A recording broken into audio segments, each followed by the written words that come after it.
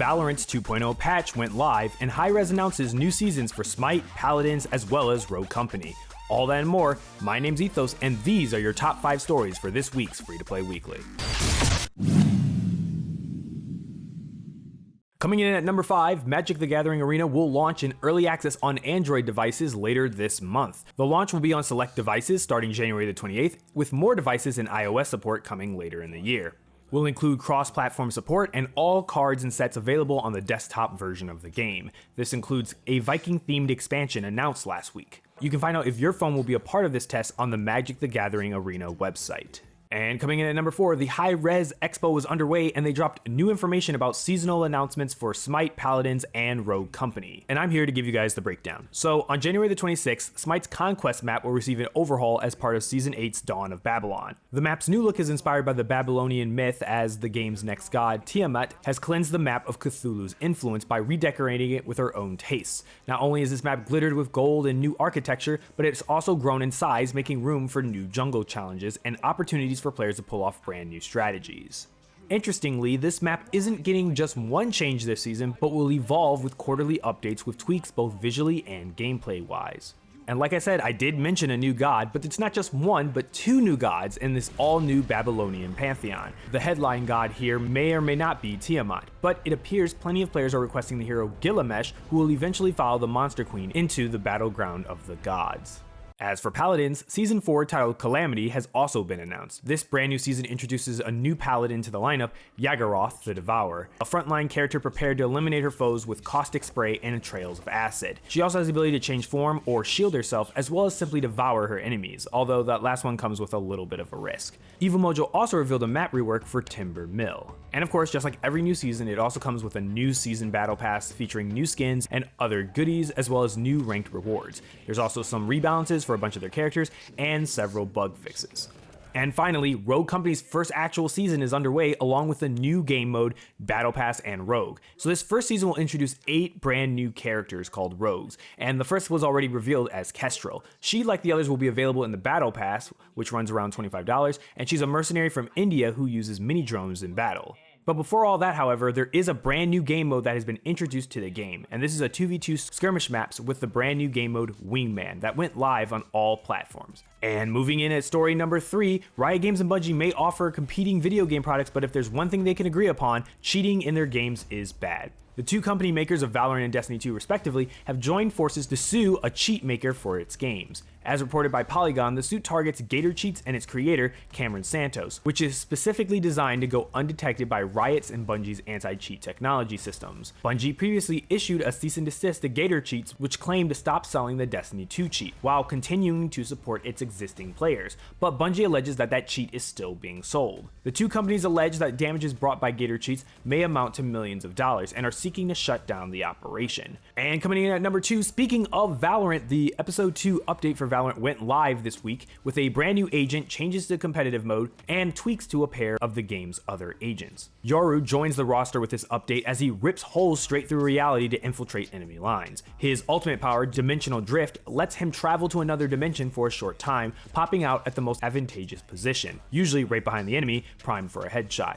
In other news, Brimstone gets a buff that makes his stem beacon faster and increases the range and duration of his sky smokes, while Omen gets toned down a little bit, increasing the cost of Paranoia while decreasing the projectile speed of Dark Cover. Riot promises that Viper is next on the to-do list, saying that she is underperforming as a whole and they are looking to changes for her in this new year. You can read all about these new patch notes about the agents and the rest of the gameplay tweaks on their official website.